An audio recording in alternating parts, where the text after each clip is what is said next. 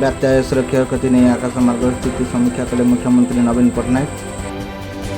ବାତ୍ୟା ଆୟସ ପ୍ରଭାବରେ କ୍ଷତିଗ୍ରସ୍ତ ହୋଇଥିବା ଜିଲ୍ଲା ବାଲେଶ୍ୱର, ଭଦ୍ରକ, କେନ୍ଦ୍ରାପଡ଼ାକୁ ହେଲିକପ୍ଟରରେ ଯୋଗେ ଯାଇ ସ୍ଥିତି ଦେଖିଲେ ମୁଖ୍ୟମନ୍ତ୍ରୀ।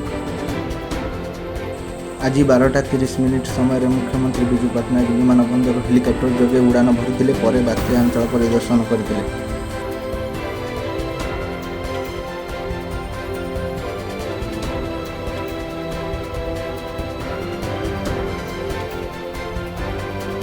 ବାତ୍ୟା ଆୟସର କ୍ଷୟକ୍ଷତି ନେଇ ଆକାଶମାର୍ଗ ସ୍ଥିତି ସମୀକ୍ଷା କଲେ ମୁଖ୍ୟମନ୍ତ୍ରୀ ନବୀନ ପଟ୍ଟନାୟକ।